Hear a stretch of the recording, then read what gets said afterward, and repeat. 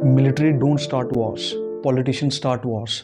ये बात मैं नहीं कह रहा, आर्मी के काफ़ी फेमस जनरल थे जिनका नाम था विलियम वेस्टमोरलैंड। उन्होंने कही और ये बात बिल्कुल सच है। किसी भी देश की तरक्की तब तक पॉसिबल नहीं होती जब तक वहाँ पीस ना हो। अगर वहाँ पीस नहीं होगा they want be any development. इसे मोहब्बत करनी होगी तो इंसान 100 बार सोचेगा, कर तो लेगा लेकिन निभा नहीं पाएगा। लेकिन हाँ, किसी से लड़ाई करनी होगी या नफरत करनी होगी तो वो काफ़ी आसानी से कर देता है। बातें मैं इसलिए कर रहा हूँ, आज जिस टॉपिक में बारे में मैं बात करने वाला हूँ वो है रशिया और यूक्रेन। इंसान की एक फितरत है कि वो ज़्यादा देर तक शांत नहीं बैठ सकता, चाहे अपने देश में हो या किसी के देश में, उसको कुछ ना कुछ होता ही रहता है। रशिया और यूक्रेन के बारे में बात इसलिए कर रहा हूँ क्योंकि अभी जो वर्ल्ड में कॉन्फ्लिक्ट चल रहा है वो इन दो कंट्रीज में चल रहा है। अब आप सोचोगे कि इन दो देशों की लड़ाई चल रही है तो हमको क्या दिया? तुमको है, अभी नहीं पर लंबे समय के बाद इस चीज़ का इफेक्ट देखने को मिलेगा। रशिया और यूक्रेन में दो चीज़ें काफ़ी कॉमन है, दोनों पावरफुल कंट्रीज है। रशिया अगर देखा जाए तो एरिया के हिसाब से काफ़ी बड़ा देश है और यूक्रेन देखा जाए तो 46th नेशन है वर्ल्ड में लैंड के हिसाब से। यूरोप की सेकंड लार्जेस्ट कंट्री है यूक्रेन और रशिया दुनिया का सबसे बड़ा देश।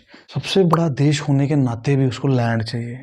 रशिया करीब 14 कंट्रीज से लैंड बाउंड्री शेयर करता है। मेन चीज़ जान, कॉन्फ्लिक्ट तो पता होगा आपको, कॉन्फ्लिक्ट पैदा कैसे हुआ, इसकी एक हिस्ट्री है। सो हिस्ट्री में जाने से पहले हमको जेलेंस्की यूक्रेन के प्रेसिडेंट है और व्लादिमीर पुतिन साहब, उनके बारे में कुछ जानना। रशिया के जो हेड है उनका नाम है व्लादिमीर पुतिन, जिनको व्लादिमीर कहा जाता है रशिया में, और बाकी देशों में व्लादिमीर कहा जाता है। और यूक्रेन के जो हेड उनका नाम है वोलोदिमीर जेलेंस्की। का नाम सेम है और जरूरी नहीं कि अगर किसी का नाम सेम हो तो सोच भी सेम होती है, सोच अलग भी हो सकती है। पुतिन का जन्म एक पो फैमिली में हुआ। उनके फादर एक फैक्ट्री में काम करते थे और मदर साफ करती थी स्ट्रीट्स को, यानी she was a sweeper. Time क्या हुआ कि सीज ऑफ लेनिनग्रेड हुआ, एक मिलिट्री ब्लॉकेड था। मिलिट्री ब्लॉकेड होता है, आर्मी कैप्चर कर लेती किसी एरिया को। तो पुतिन के फादर इंजर्ड हो गए एक ग्रेनेड अटैक में, उनकी लग चली गई, आर्म में लग गई, ही वाज बैडली इंजर्ड। उसकी मदर को कैप्चर कर लिया गया, he was starved to death. 16 साल तक पुतिन रशिया के एक इंटेलिजेंस ऑफिसर रहे हैं। इंसान गरीबी में पैदा हुआ वो दूसरे की तकलीफ समझ सकता है, पर यहाँ उल्टा, पैदा होने का मतलब ये नहीं कि आप दूसरे की तकलीफ समझोगे। ऐसा भी हो सकता है में पैदा हुआ दूसरे को तकलीफ दोगे, कुछ लोग ऐसे भी होते हैं। अब इंटरेस्टिंग बात ये है कि रशिया इस कॉन्फ्लिक्ट और वॉर को कॉन्फ्लिक्ट या वॉर नहीं कह रहा, वो इसको कह रहा है कि this is a special military operation. अब ये कॉन्फ्लिक्ट पैदा कहाँ से हुआ और इसका कारण क्या था, ये जानने के लिए हमें थोड़ा हिस्ट्री में जाना पड़ेगा। यूक्रेन और रशिया में इतना तनाव है क्यों? रशिया और यूक्रेन यूएसएसआर का हिस्सा थे। 1917 में रशिया में एक रेवोल्यूशन हुआ जिसको रशियन रेवोल्यूशन कहा गया। उन्होंने रशिया की गवर्नमेंट के खिलाफ प्रोटेस्ट करना स्टार्ट कर दिया। वहाँ मोनार्की थी, वहाँ डिक्टेटरशिप थी और आम लोग तंग होके वहाँ सड़कों पे आ गए। जब आम लोग वहाँ सड़कों पे आए, यूएसएसआर का फॉर्मेशन हुई। USSR was the result of aftermath of Russian revolution. USSR stand करता है union of the Soviet socialist republics, जिनको रिपब्लिक्स कहा जाता था। उनका एक यूनियन बना दी गई जिसमें 14 कंट्रीज लगभग इंक्लूड कर दी गई। धीरे धीरे जो नेबरिंग कंट्रीज थी वो भी, उसका मेन मोटो था कि लोगों की भलाई। लोगों ने सोचा हमारा भला होगा, लोगों ने ये सोचा कि अब हमारी जो तकलीफ़ें हैं वो ख़त्म हो जाएंगी, पर ऐसा नहीं हुआ। Slowly and gradually Soviet union भी डिक्टेटरशिप पे आ गया। तब वहाँ सिर्फ एक पार्टी पैदा हो गई जिसको कहा गया द कम्युनिस्ट पार्टी, और उस पार्टी ने लोगों का जीना हराम कर दिया। अब कम्युनिस्ट पार्टी ने एक ऐसा रूल लाया, कोई आम बंदा उसके खिलाफ बोलता था, क्या करती थी कि उस पार्टी के सामने वो अपने आप को सरेंडर कर दे और वो जो पार्टी बोले उसको वही करना है, उसके खिलाफ वो नहीं बोल सकता। व्लादिमीर लेनिन को फर्स्ट लीडर बना दिया गया सोवियत यूनियन का। 1924 में जोसेफ स्टालिन ने टोटलिटेरियन कंट्रोल बना दिया, यानी कि टोटल कंट्रोल जोसेफ स्टालिन के पास चला गया। जितनी भी इकोनॉमिक एक्टिविटीज थी, सोशल एक्टिविटीज थी, सारी एक्टिविटीज पे बैन लगा दिया गया। प्रेस पे बैन लगा दिया गया। भी न्यूज़पेपर जब गवर्नमेंट के खिलाफ पब्लिश करता था तो the reporters were hanged and anyone who opposed Stalin were put in gulags. Gulags कहा जाता था लेबर कैंप्स को। कैंप्स में उनको काफ़ी ज़्यादा टॉर्चर किया जाता था। 53 में जब स्टालिन की डेथ हुई, काफ़ी सारे सोवियत लीडर्स थे, उन्होंने प्रोटेस्ट किया स्टालिन के खिलाफ। तब काफ़ी देर हो चुकी थी, ऑलरेडी कम्युनिस्ट पार्टी ने अपना कब्जा जमा लिया था काफ़ी सारे सोवियत रीजन्स। काफ़ी देर ऐसा ही चलता रहा, से लेके 1985 तक ऐसा ही चलता रहा। एक ऐसा इंसान आया जिसने चेंज लाने की कोशिश की, जिसका नाम था मिखाइल गोर्बाचेव। 1985 में जब मिखाइल गोर्बाचेव ने पावर को अज्यूम किया, जो एक कम्युनिस्ट पार्टी के लीडर रहे, उन्होंने काफ़ी ज़्यादा फ्रीडम दे दी जो काफ़ी सारे कम्युनिस्ट पार्टी के लीडर्स को नहीं खली। उन्होंने political, economic and social freedom दी आम लोगों को, जो लोग तड़फ रहे थे काफ़ी देर से कि हमें भी आज़ादी चाहिए। इसलिए दी ताकि एक स्टैग्नेंट इकोनॉमी, जो इकोनॉमी बिल्कुल ही खत्म हो चुकी थी उस इकोनॉमी को ग्रो करवाया जाए, इकोनॉमी को ठीक किया जाए। लेकिन ऐसा पॉसिबल नहीं हो सका क्योंकि और बच्चा आप कुछ भी करते तो वो उल्टा हो जाता। खाने के लिए फ्रीडम देते तो बाजार में काफ़ी लंबी लाइनें लग जाती और कुछ लोगों को मिलता, कुछ लोगों को मिलता नहीं। अगर वो सोशल फ्रीडम देते तो काफ़ी बड़ी बड़ी गैदरिंग्स हो जाती, लेकिन लोगों को भाषण के सिवाय कुछ नहीं मिलता। इस चीज़ को कम करने के लिए मिखाइल गोर्बाचेव ने 2 पॉलिसीज लाई। मिखाइल गोर्बाचेव का जो ईरा था उसको कहा जाता था ग्लासनोस्ट ईरा। मिखाइल गोर्बाचेव की पहली पॉलिसी थी, उसको कहा जाता था ग्लासनोस्ट या पॉलिटिकल ओपननेस, यानी लोगों को पॉलिटिकल लाइफ में फ्रीडम दी जाए, उनको इलेक्शन लड़ने की फ्रीडम दी जाए। तो हमने क्या किया, जितनी भी बुक्स जिनको फॉरवर्ड किया जाता था, पब्लिश होने से रोका जाता था, पब्लिश होने से कम्युनिस्ट लीडर्स के खिलाफ, कंट्री के खिलाफ, उन सब की फ्रीडम दी। उन्होंने कहा कि इन बुक्स को पब्लिश कर दिया जाए। उन्होंने प्रिंटिंग प्रेस की आज़ादी दी। उन्होंने फ्रीडम दी ताकि कम्युनिस्ट आइडियाज़ के खिलाफ लोग लिख सकें, फ्रीडम दी ताकि कम्युनिस्ट आइडियाज़ के खिलाफ लोग बोल सकें। जो गोर्बाचेव की सेकंड पॉलिसी थी उसको कहा जाता पेरिस्ट्रोइका, यानी कि इकोनॉमिक रीस्ट्रक्चरिंग। जो इकोनॉमी डिस्ट्रॉयड थी उसको उन्होंने दोबारा बनाने की कोशिश की, बट दैट वाज बर्थलेस, तब भी उसका कोई फायदा नहीं हुआ। उन्होंने लोगों को ऑनरशिप राइट्स दिए प्रॉपर्टी के और बिजनेस सेटअप करने के लिए। ये सारे रिफॉर्म्स ना के बराबर थे क्योंकि इकोनॉमी ऑलरेडी शटर्ड थी। अब कम्युनिस्ट गवर्नमेंट ने क्या किया था, उन्होंने अपनी ग्रिप बना ली थी जितने भी ईस्टर्न यूरोपियन कंट्रीज थी। अब जो पहला रेवोल्यूशन आया वो आया पोलैंड में, मार्जिन से इलेक्शन जीत लिया। यही चीज जो थी बॉर्डर स्टेट्स में चली गई। चीज पोलैंड में स्टार्ट हुई, जितना भी ईस्टर्न यूरोप था वो सारी चीज वहां फैल गई।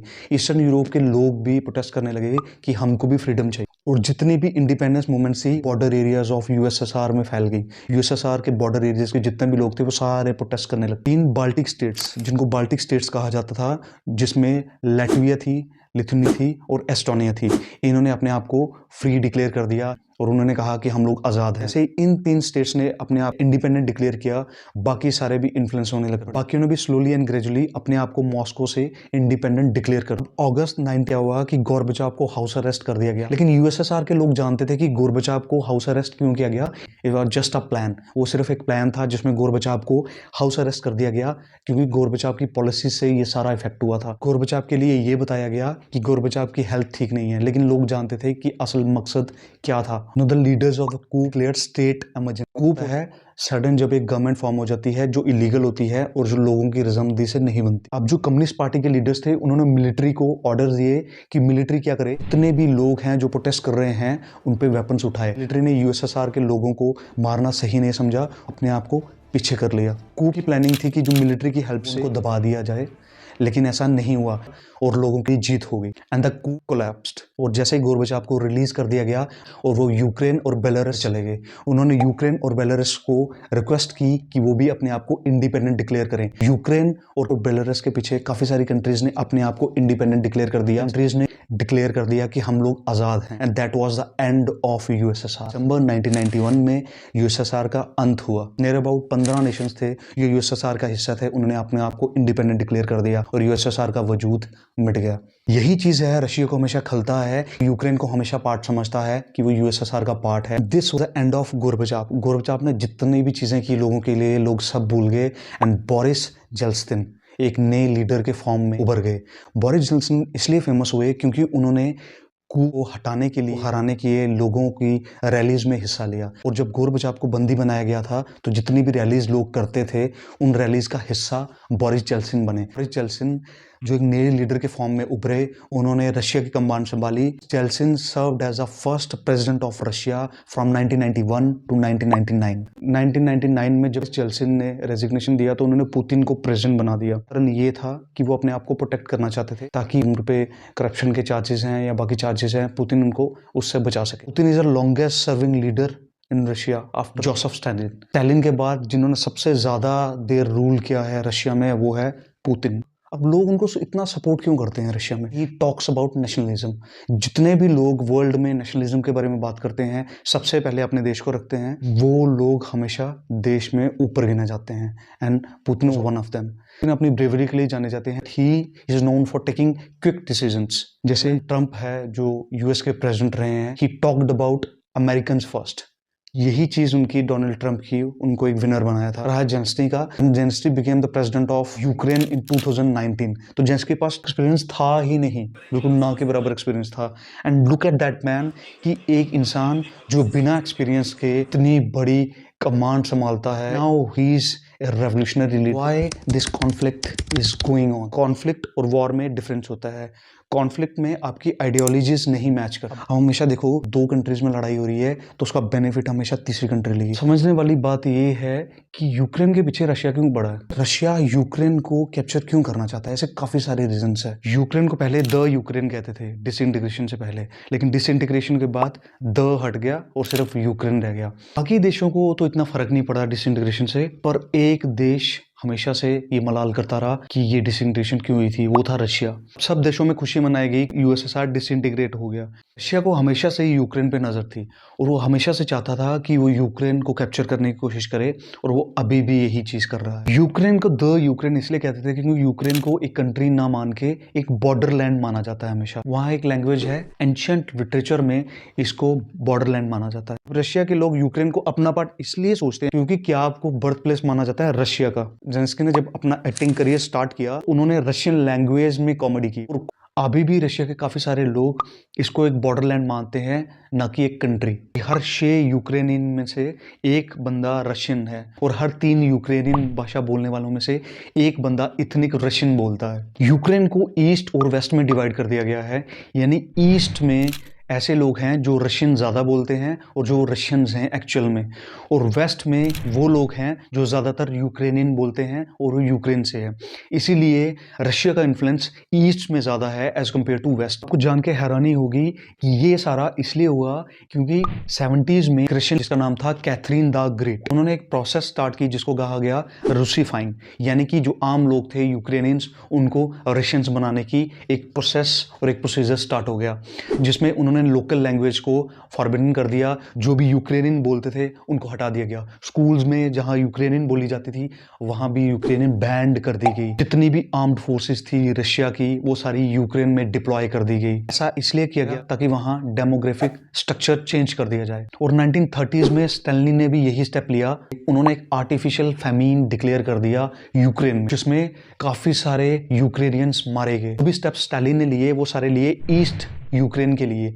इसलिए ईस्ट यूक्रेन में अभी ज़्यादा रशियंस पाए जाते हैं एज कम्पेयर टू यूक्रेनियंस। ज़्यादातर लोग क्रीमिया को यूक्रेन का पार्ट मानते हैं, रशिया का पार्ट नहीं मानते, पर रशिया के लोग क्रीमिया को रशिया का पार्ट मानते हैं, वो यूक्रेन का पार्ट नहीं मानते। यही चीज़ था कि क्रीमिया काफ़ी ज़्यादा इंपॉर्टेंस रखता था रशियंस के लिए, और स्पेशली रशिया के। एक लीडर थे जिनका नाम था निकिता।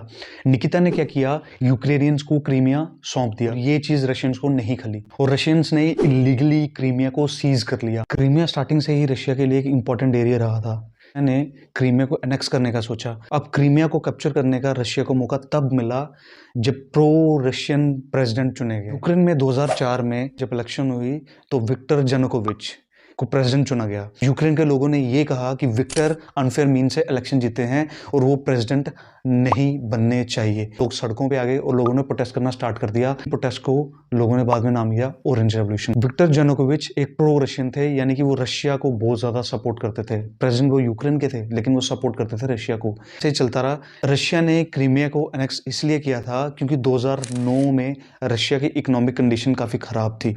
लोगों का भरोसा पुतिन पे टूट रहा। पुतिन की पॉपुलैरिटी को काफी असर पड़ा।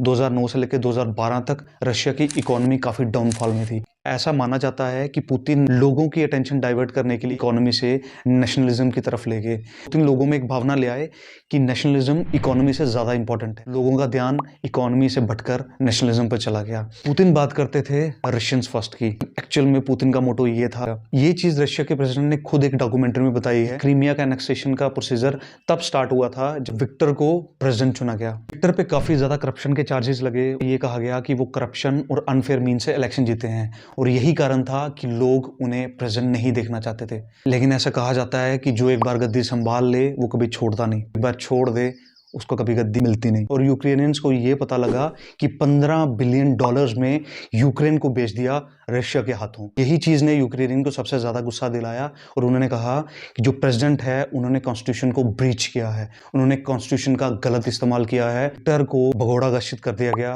2013 में जब विक्टर ने एक सीक्रेट मीटिंग की रशिया के प्रेसिडेंट के साथ, उस सीक्रेट मीटिंग में ये डिसाइड किया गया कि क्रीमिया को एनेक्स किया जाएगा। जितनी भी गवर्नमेंट बिल्डिंग्स थी उन सब पे रशियन पुलिस भेजी गई, बिल्डिंग्स को कैप्चर कर लिया। अब रशिया यूक्रेन से पहले यूक्रेन का ही एक पार्ट नेक्स्ट कर चुका था जिसका नाम था क्रीमिया। इसलिए आपको ये जानना जरूरी है कि तब रशिया को नहीं रोका गया। Any power was not able to stop Russia to annex Crimea. Ukraine के लोग चाहते थे कि क्रीमिया और यूक्रेन ईयू का पार्ट बने, यानी यूरोपियन नेशन का पार्ट बने जो वेस्टर्न वर्ल्ड है। लोगों का विक्टर के खिलाफ प्रोटेस्ट करने का एक बड़ा कारण ये भी था कि विक्टर ने ईयू के साथ डील एक्सेप्ट नहीं की, क्योंकि मेंबरशिप एक्सेप्ट करने के बजाय उन्होंने यूरेशियन इकोनॉमिक कम्युनिटी, जिसको EAEC कहा जाता था, जो रशिया का एक फ्री ट्रेड एग्रीमेंट था, उसको एक्सेप्ट करना समझा। विक्टर ने अपना फायदा देखा। जब विक्टर ने यूरोपियन यूनियन और यूक्रेन एसोसिएशन एग्रीमेंट, जो एक फ्री ट्रेड एग्रीमेंट था ईयू के साथ, उसको एक्सेप्ट करने से मना कर दिया और instead of that he signed an agreement with Russia,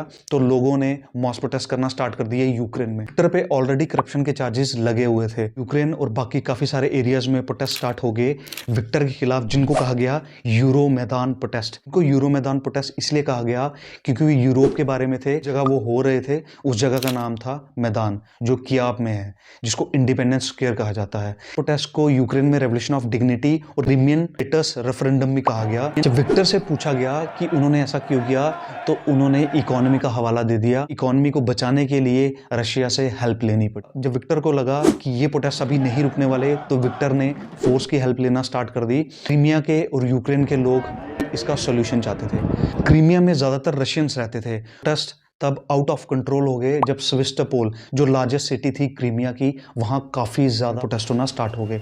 last में the supreme council of Crimea ने ये डिसाइड किया कि क्रीमिया एक इंडिपेंडेंट स्टेट बनेगा। उन्होंने ये कहा कि ना तो हम रशिया का पार्ट रहेंगे, ना यूक्रेन का पार्ट, हम इंडिपेंडेंट रहेंगे।